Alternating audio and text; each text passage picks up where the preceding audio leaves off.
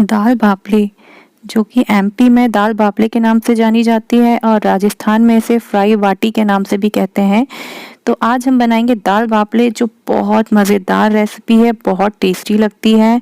साथ में हम बनाएंगे लहसुन और की चटनी, प्याज और लहसुन की चटनी और दाल तड़का।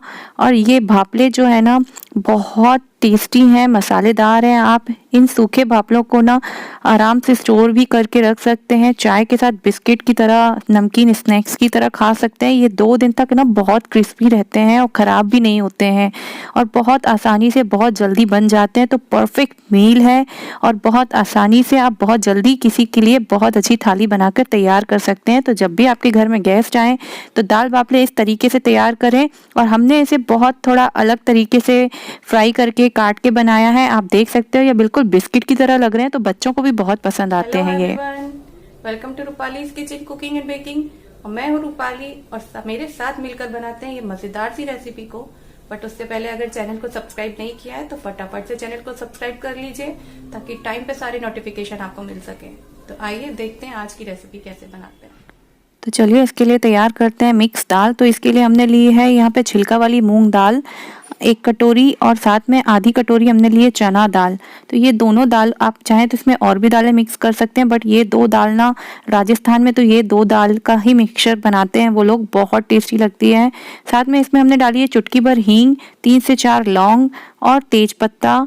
साथ में हम डालेंगे स्वाद अनुसार नमक। तो स्वाद अनुसार नमक डालने के बाद आप चाहें तो इसमें कुछ हल्दी या खड़े मसाले जो डालना चाहते हैं वो भी डाल सकते हैं। और इसे हम उबालेंगे, 2 सीटी लेंगे और फिर 2 से 4 मिनट के लिए मीडियम फ्लेम पर पका लेंगे। दाल हमें घोलनी नहीं है, इस कंसिस्टेंसी की हमें दाल पकानी है। देखिए दाल हमारी अभी भी हल्की खड़ी खड़ी सी है, तो हमें दाल को एकदम मैश नहीं करना है। तो चलिए अब हम बनाते हैं तड़का। तो इसके लिए हमने लिया है लहसुन, प्याज, अदरक को हमने चॉप कर लिया है, साथ में प्याज बारीक चॉप की हुई, टमाटर बारीक चॉप किए हुए और हींग है तड़के के लिए। साथ में कुछ मसाले जो हम नॉर्मल मसाल पेटी में यूज़ करते हैं। कढ़ाई में हमने डाल लिया घी। तो 2 स्पून घी गरम करने के बाद आप चाहे तो तेल भी ले सकते हैं। और हमने डाली है हींग, जीरा, 1 स्पून भर के जीरा डाल लिया है हमने। साथ में अब हम डालेंगे प्याज। तो प्याज को हम अच्छा सा गुलाबी कलर आने तक हल्का सौते कर लेंगे। और लहसुन और प्याज, लहसुन और अदरक जो है ना, हम स्टार्टिंग में मैं नहीं डालती हूँ, बाद में डालती हूँ। अदरवाइज ये कढ़ाई में 2 रीज़न है, कढ़ाई में चिपकते हैं अदरक और लहसुन, तो प्याज अच्छे से हमारी भुन नहीं पाती है। और सेकेंड रीज़न है कि जब आप थोड़ी रुक कर इसको डालते हैं तो इसका फ्लेवर ना बहुत अच्छा आता है, ट्राई करके देखिएगा।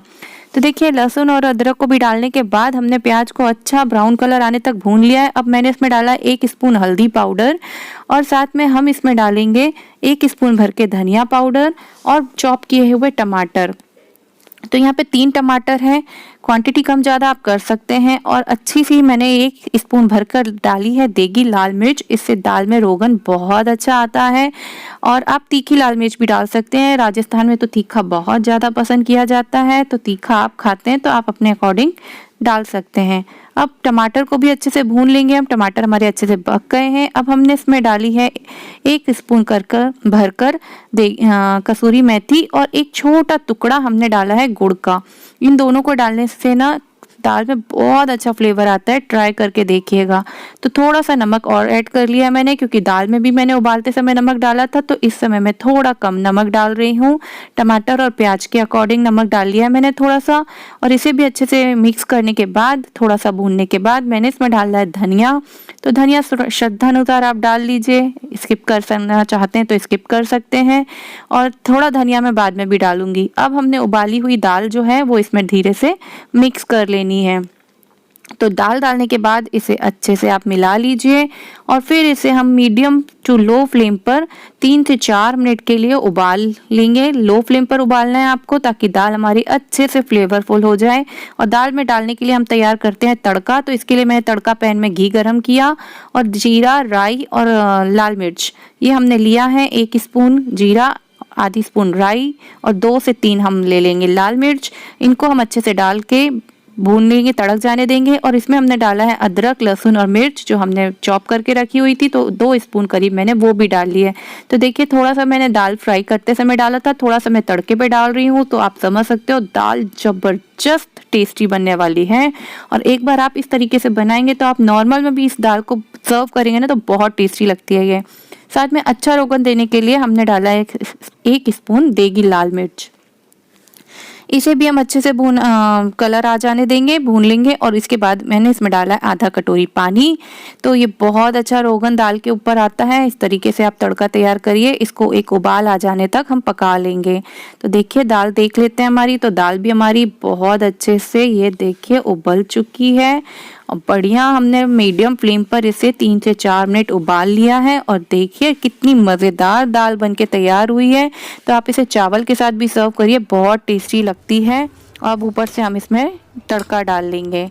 तो ये देखिए हमारी परफेक्ट दाल बनके तैयार है। दाल बाफले के साथ बनाइए या दाल बाटी के साथ बनाइए या दाल चावल बनाइए या नॉर्मल में आप दाल बनाइए, बहुत टेस्टी लगती है ये। तो एक बार ज़रूर ट्राई करिएगा और मुझे कमेंट करके बताइएगा कि ये दाल आपको कैसी लगी है। चलिए तो आगे बढ़ते हैं और अब हम बना लेते हैं चटनी और बापले। तो बापले के लिए मैंने यहाँ पे आटा लगा लिया है। इसके लिए मैंने लिया है 3 कटोरी आटा और साथ में हम इसमें डालेंगे स्वाद अनुसार नमक और 1 चम्मच भर कर अजवाइन। बहुत टेस्टी लगती है, ज़रूर डालिएगा, स्किप मत करिएगा। और इसमें हम डालेंगे ये मक्के का आटा। तो बापले में अगर आप मक्के का आटा डालते हैं ना तो आपके बापले जो हैं बहुत खस्ता बनेंगे। लिटरली ट्राई करके देखिएगा। और इसमें आपको अगर मक्के का आटा डालते हैं तो बहुत ज़्यादा मोइन देने की ज़रूरत नहीं पड़ती है आपको। और अगर आप मक्के का आटा नहीं है तब आप 1-2 स्पून बेसन मैंने इसमें डाला है। तो अगर आप मक्के का आटा नहीं है तो आप स्किप कर दीजिए, इसमें मोइन अच्छे से दीजिए और बेसन डाल दीजिए। तो 1 से 2 स्पून बेसन डाला है, आप बेसन की क्वांटिटी बढ़ा दीजिएगा अगर मक्के का आटा नहीं डाल रहे हैं तो ये देखिए इनको मैं अच्छे से मिक्स कर लूँगी और थोड़ा थोड़ा पानी डालते हुए एक हम अच्छा सा सख्त सा डो लगा लेंगे। हमें डो बहुत ज़्यादा गीला नहीं करना है, याद रखिएगा। और ये देखिए हमारा डो बना के हमने तैयार कर लिया है। डो हमारा नॉर्मल से सख्त ही है।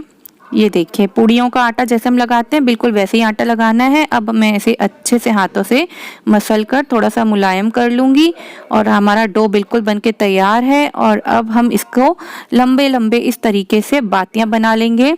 तो ये देखिए इस तरीके से आपको बना लेना है। और इसमें अगर लाइनें हैं तो बहुत अच्छी बात है, आपको बहुत स्मूथ करने की ज़रूरत नहीं है। फिर हम जिसमें इसको भाप में पकाना होता है, तो देखिए मैंने कढ़ाई में पकाऊंगी तो इसलिए मैंने छोटे छोटे इस तरीके से काट लिए हैं। राजस्थान में क्या करते हैं वो लोग, गोल जो आटे की लोई बनाते हैं ना, तो वो बड़ी बड़ी लोइयां बना के फिर उसे भाप में पकाते हैं। बट मैं इसे इस तरीके से पकाती हूँ बिस्किट। तो ये खाने में ना बिस्किट की तरह लगते हैं और बहुत टेस्टी लगते हैं। तो देखिए ये लंबी लंबी जो बातियाँ हमने बनाई है, इसे पानी हमने कढ़ाई में उबाल लिया है, हल्का बॉईल आने लगा है, तब हमने इसमें ये सारे एक एक करके डाल देने हैं। तो इस तरीके से आप सारी बातियों को इसमें डाल दीजिए। और साथ में इसमें हमने डाले हैं 2 स्पून ऑयल, तो ये भी ज़रूर डालिएगा पानी में। तो इससे क्या होगा ना, ये आपकी कढ़ाई में चिपकेंगे नहीं। और इसे हम इसी तरीके से छोड़ देंगे, उबलने देंगे। जब 4 से 5 मिनट हो जाएंगे तब हल्के से आप चाकू की हेल्प से नीचे से इसे निकाल लीजिए, क्योंकि ये हल्का सा चिपक जाते हैं बट ईजिली निकल जाते हैं, क्योंकि ऑयल डाला है और पानी है तो घबराने की बात नहीं है, बहुत अच्छा आसानी से निकल जाएंगे। अब इसे हम इसी तरीके से 15 मिनट तक मीडियम फ्लेम पर भाप में पका लेंगे। तो ये देखिए ये परफेक्टली बन के तैयार हो गए हैं और इसे पकाने में 15 मिनट तो आराम से लग ही जाते हैं।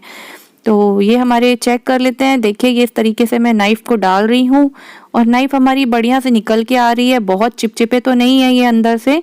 और साथ में ये अच्छे तरीके से पक गए हैं, दिखने में ही समझ में आ रहे हैं। चलिए तो अब हम बना लेते हैं चटनी। तो इसके लिए मैंने कढ़ाई में तेल गरम करके राई और मिर्च डाली है और साथ में 3 ऑनियन को रफली चॉप करके डाला है।